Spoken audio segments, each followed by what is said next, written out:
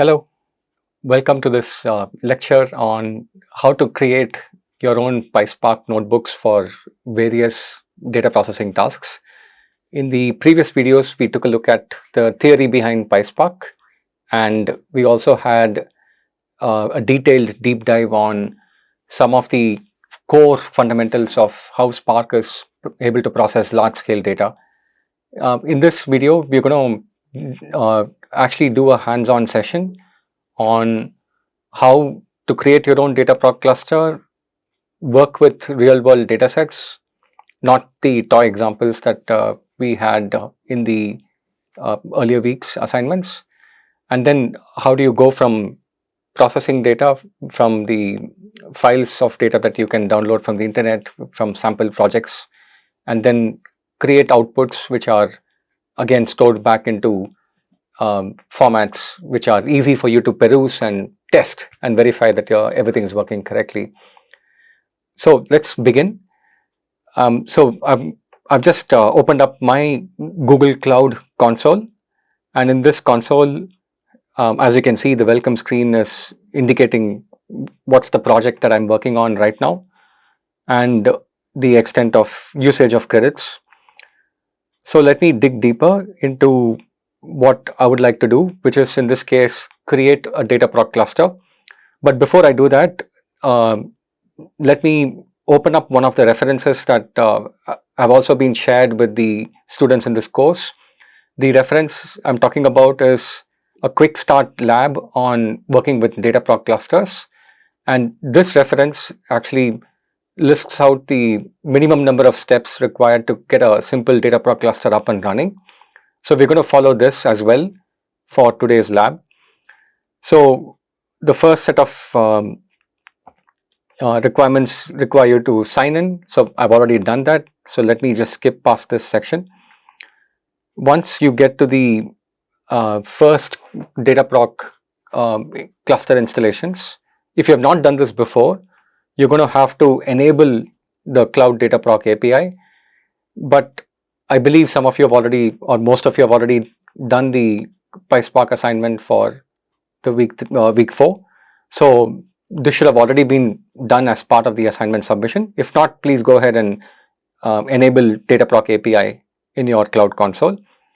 Once you do that, you also would typically need to provide the service account access to the cluster, and specifically we would need to allow the service account to be able to write and read files from GCS. Now, why is that the case? Because Dataproc behind the scenes uses the GCS service for staging temporary files as well as writing temporary files. So therefore, the by default compute engine service account that Dataproc uses for running its jobs on Google Cloud on your behalf will need that permission to write to the Google Cloud storage as well. So this role is important. Let me quickly check this for you so that it's clear. So I go to the Google Cloud console, I search for IIM, Identity and Access Management. That's where I can see the list of all principles. So for me, the project that I'm working on is my first project. I've just chosen the default. And in here, if you see the principal, the ID is usually randomly generated by Google Cloud, but the format of the principal, which is responsible for running Dataproc, will look like this. Because it's running on what's called as compute engine, it would look like in this format, compute@developer.gserviceaccount.com. I've already given it Dataproc worker permissions, service agent, as well as storage object admin, which is what I want. Having done that, let's go create the cluster. I'm going to walk you through the steps for creating the cluster.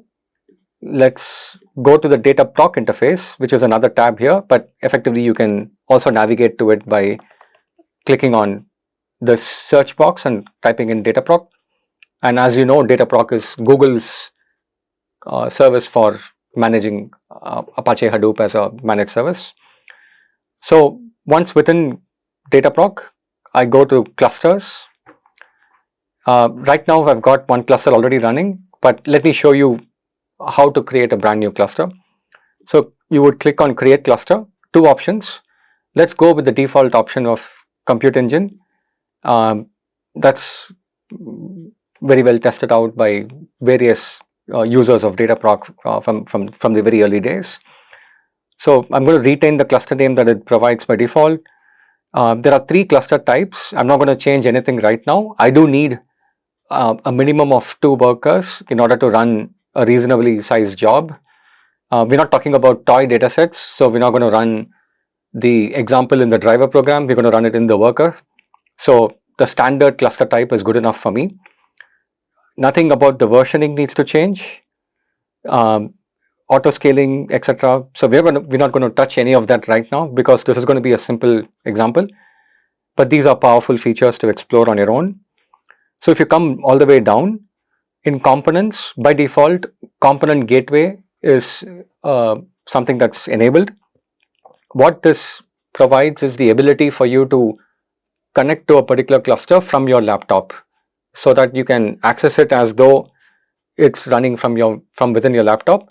And the way you would do it is using something called as a SSH tunnel. I'll show you all of that as part of working through the example today. The other optional component which I would like to use is the Jupyter notebook. As you know, Jupyter is extremely useful for Python based interactive programming and debugging and troubleshooting. So the same Jupyter notebook interface also has bindings for PySpark. So we're going to use that for writing our jobs for today. And it's very advantageous for Spark workloads as well, because unlike in single machine Python programming, with Spark, the iterations involving programming, testing it out on a data set, looking at the output, coming back and troubleshooting, it takes far too much time.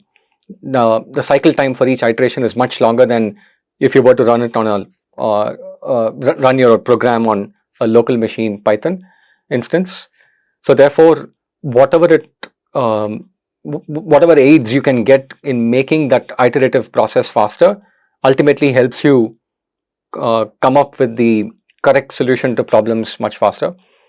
And as you would see when you start taking your OPPs as part of this course, as well as when you start applying these concepts in real world, the iteration time becomes like the crucial factor for you to rapidly get to the solution. So we will leverage the power of Jupyter for this. So I'm going to leave that clicked. The rest of the options are not important for now for this specific example. Going back to the Dataproc tutorial. So there are a bunch of suggestions it has on machine type. I'm not going to change any of that right now. So let's retain the machine types as it is, which is the default of N2 series. If you would like, you can take it down to E2 as well, not a problem. It doesn't change anything much. The only constraint would be the number of CPUs and the amount of disk and memory. For reasonably sized datasets, you would have to keep that in mind. But for the example that I'm going to take up today, the total dataset size is only about 5 megabytes, roughly about 8,000 or 10,000 rows of data. So even an E2 machine type would be sufficient. Nevertheless, I'm going to stick with N2 and move on. Machine types aside, the only other important change to the default configuration is this internal IP only setting. So we want to disable that. So that's available in this customized cluster card. So here, if you look at the first option, it says internal IP only. So I'm going to go ahead and disable this, so that there is external IP address allocated for these machines. That allows me to run jobs without failures.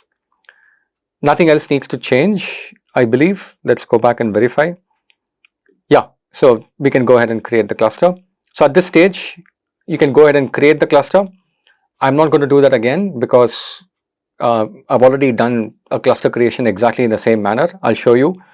Normally, if you do this base cluster creation, and assuming you have enough resources in your quota, which means that you have not created many number of clusters at the same time and all the clusters are running, then a typical cluster creation like this would take roughly about a minute or 2 minutes, so it's pretty fast.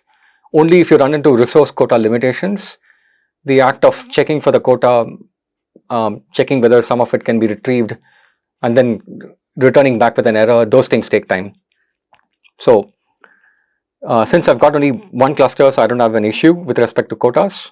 So that cluster has already been created for me. Let me show you how the cluster is configured. So I've left the default options like I mentioned before, standard N2 machine types, and internal IP only has been set to no, right? So if you remember, I'd said unclick that. In terms of optional components, Jupyter Notebook has been enabled. Excuse me.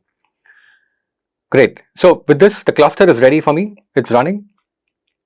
So what we need to then do is prepare ourselves for starting to work with the Dataproc instance itself. And so for this, we take a look at the web interfaces.